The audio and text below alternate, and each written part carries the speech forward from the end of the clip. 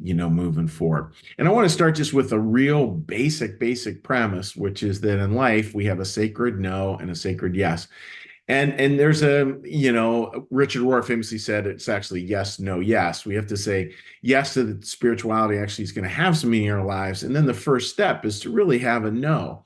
And there's some interesting parts to understanding the idea of a sacred no. There's a famous passage in the Bible that says, cease to do evil, learn to do well. And what that means, from my perspective, that cease to do evil, learn to do well, it's that idea that we have to get the bad stuff out of the way first. That's where so much of spirituality really starts. And I struggled with that for a lot of years. And the older I've gotten, the more I realize that actually it's because life is good. Life is good. There's lots of blessings. There's lots of good stuff. And of course, for all of us, there are hard parts. I mean, there are hard parts to every holiday. No holiday season is without its challenges as well as without its blessings. But if we hold it this way, that the default of life is that life is good, and we have a creator, we have a God who's on the job, who is seeking our best eternal welfare. It may not be temporal, like right here and now, may not feel that way, but that there's a God who's pulling us towards eternity, and then that eternity is a really good part of our story. So once we remove the bad stuff, all of a sudden the good stuff's a default. Like if you're somebody who struggles with anger, you remove the anger, obviously joy is there, happiness is there. It's just we really got to get rid of that stuff. So thinking about it this year, an important part to start out with is just what is your sacred no? What is something that you're willing to say, yep, I'm willing to give that up? And one area to think of, if you're struggling with a little bit, I mean, I think probably a lot of us have very basic ones that are sort of right there, right in front of us that we know we need to give up on.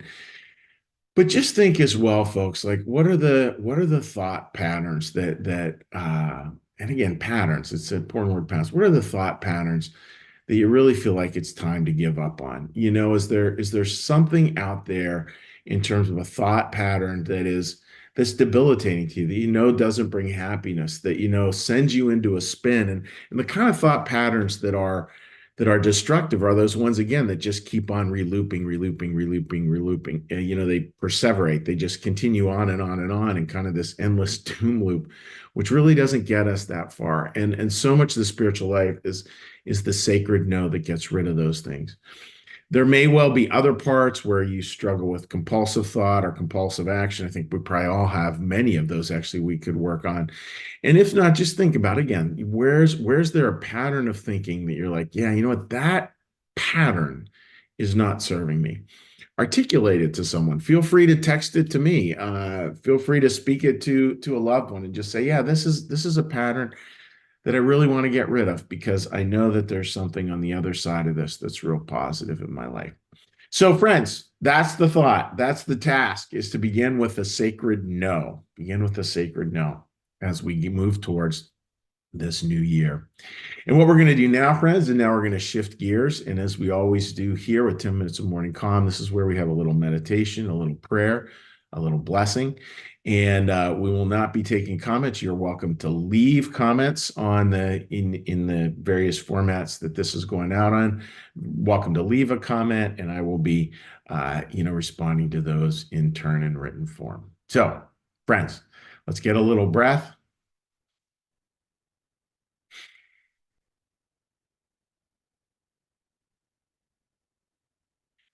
Be still and know that I am God.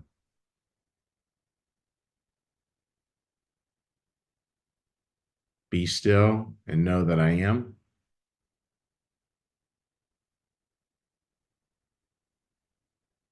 Be still and know that I.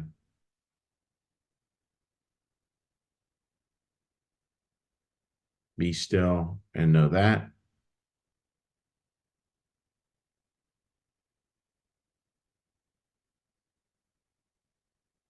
Be still and know.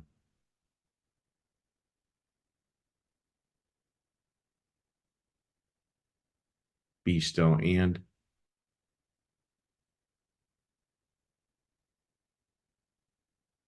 Be still.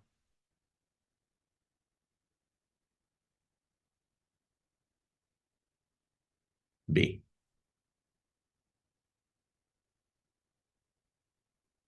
Our Father, who art in the heavens, hallowed be thy name.